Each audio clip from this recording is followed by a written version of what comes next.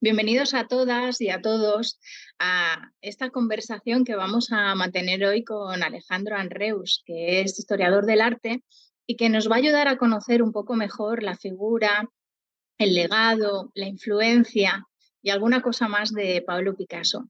Como saben, la misión de España ante la OEA está rindiendo este 2023, en el que se conmemora el año Picasso, tributo a Picasso y también a las Américas. Hemos querido enmarcar todo nuestro año cultural, nuestro proyecto cultural en el año Picasso, pero desde una mirada más amplia, invitando a reflexionar sobre ese diálogo intenso que tuvo y que creemos que aún tiene con las Américas. Así que yo estoy muy contenta de la acogida que ha tenido la exposición, que empezó en junio en el Museo de Arte de las Américas, pero que debido a la aceptación, pues hemos tenido que prolongar, ¿verdad, Alejandro?, hasta el 14 de enero.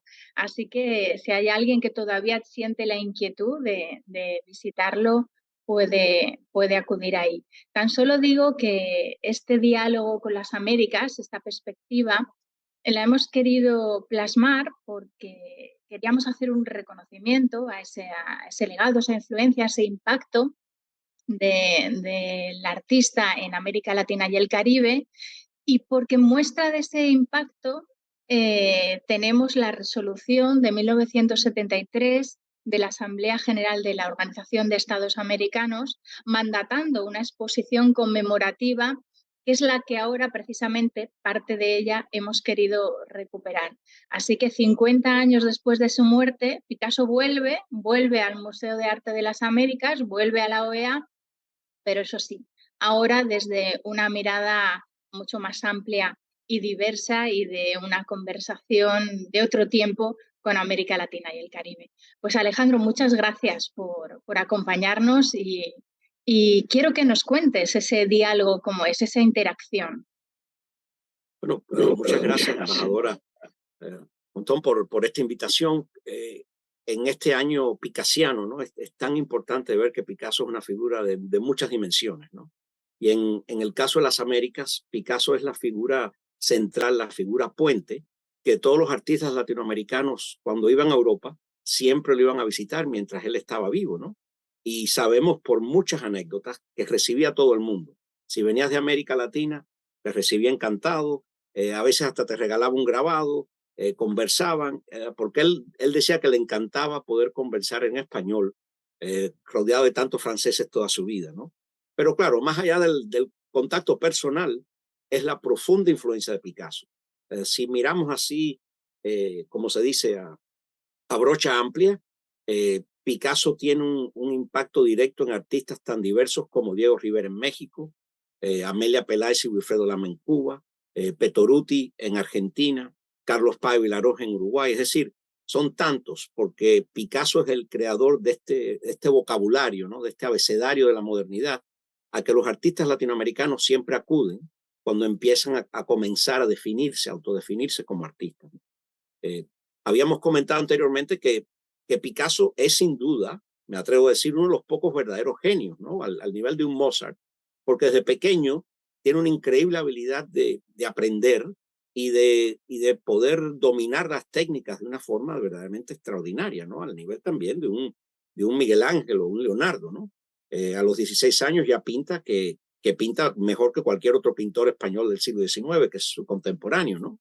Pero a la vez, otra cosa importante es que Picasso es una gran esponja, que habíamos comentado anteriormente. Picasso tiene la habilidad de absorber todo lo que está sucediendo a su alrededor y convertirlo en algo más extraordinario, más fuerte, más amplio, ¿no?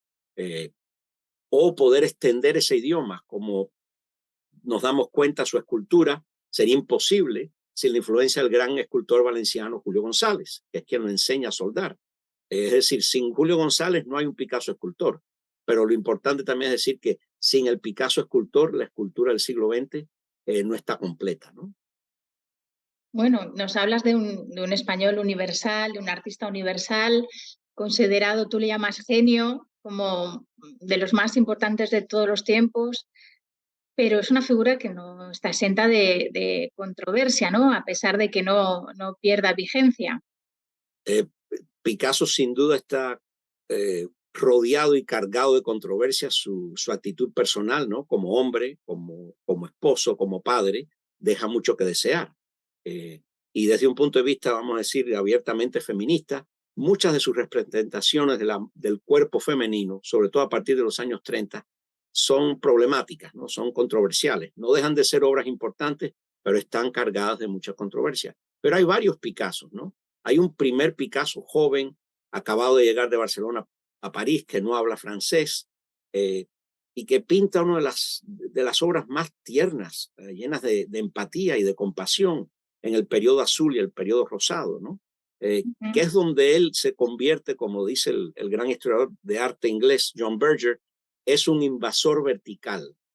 Es decir, él no viene de una modernidad alemana, italiana, francesa. Su modernidad es una modernidad subversiva que viene de toda esa trayectoria española y de la Barcelona de principio, final del XIX, principio del siglo XX, ¿no? Y entonces eso le da otra perspectiva.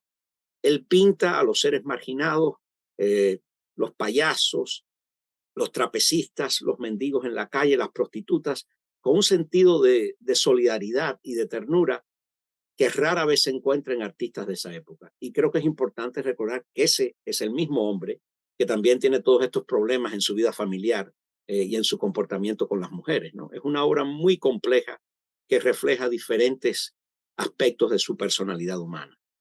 Uh-huh.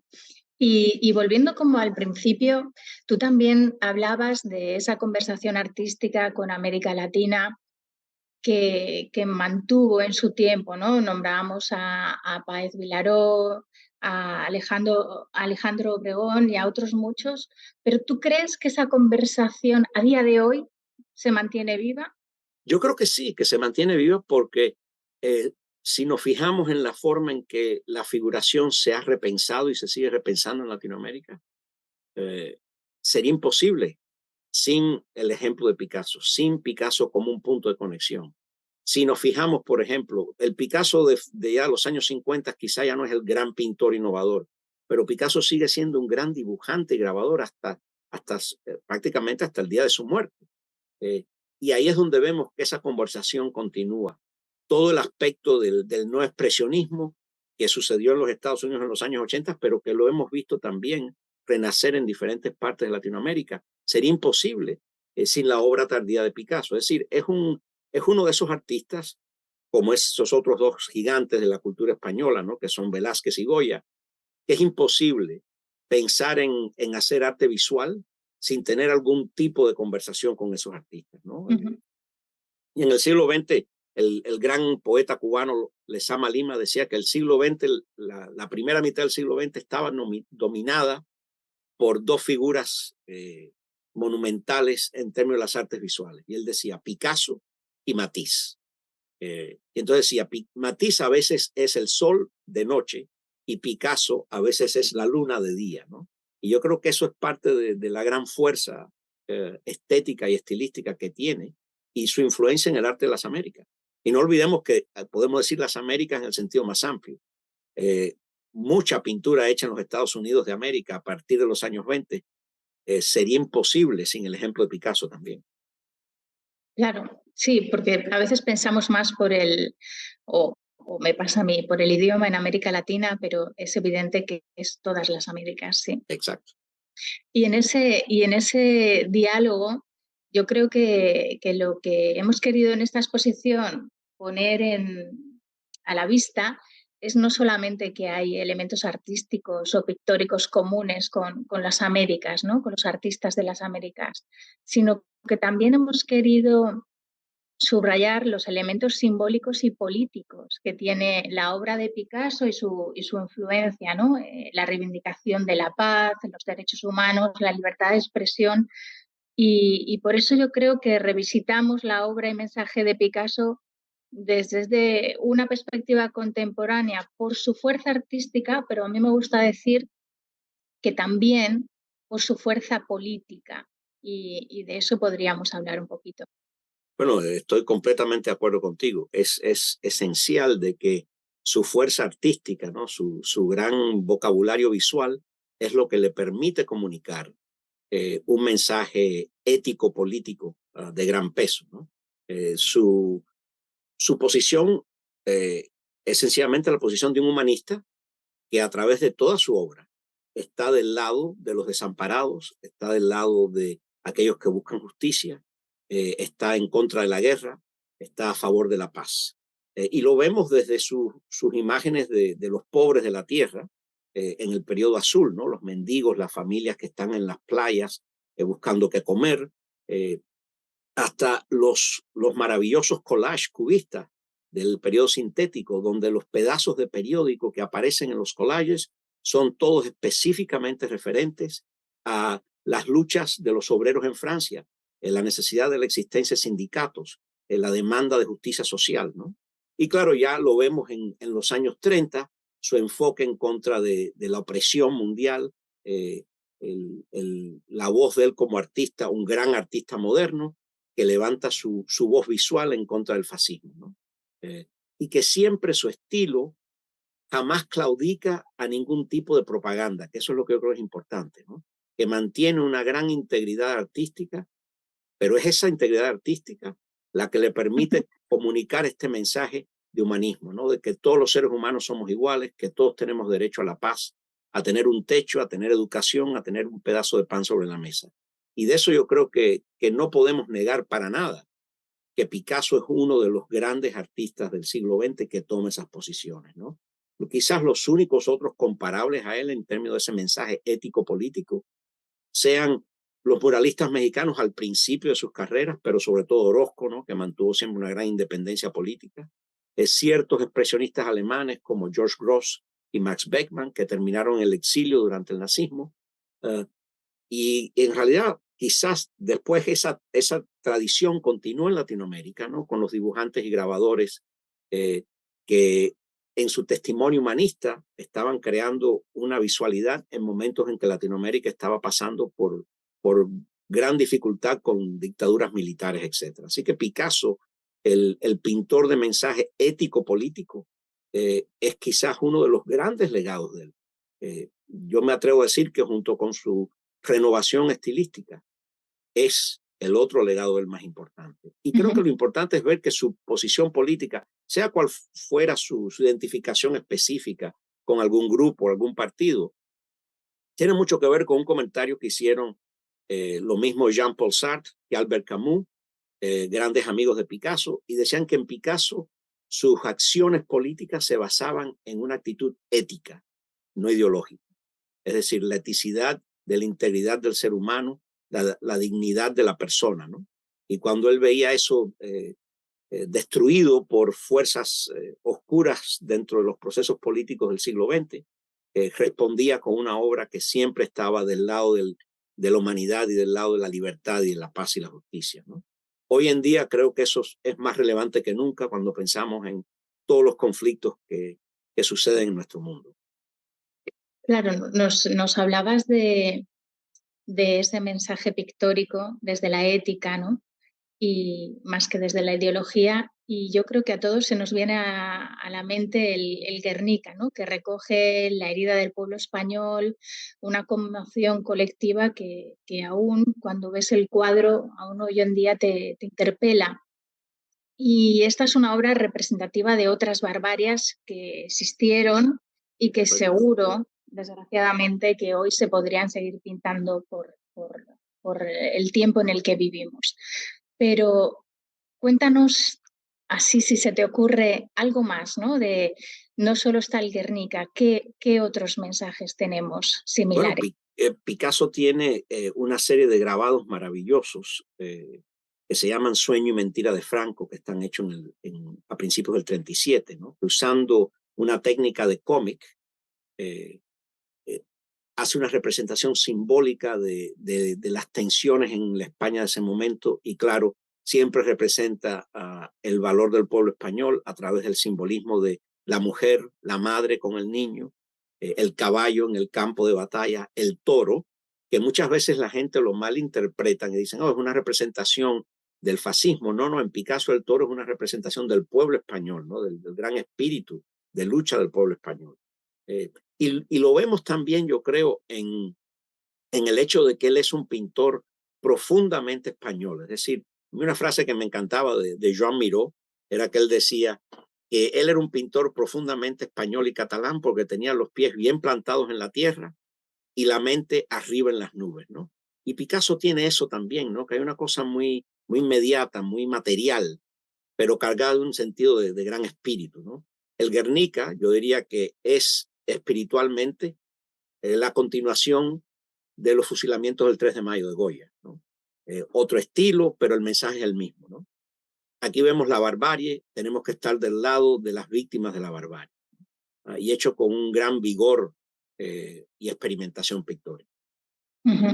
Bueno, desde luego el arte y Picasso nos ayuda también a entender lo difícil que fue el siglo XX, ¿no? Y ojalá nos ayude a incorporar alguna lección aprendida, lecciones bien trágicas, por cierto.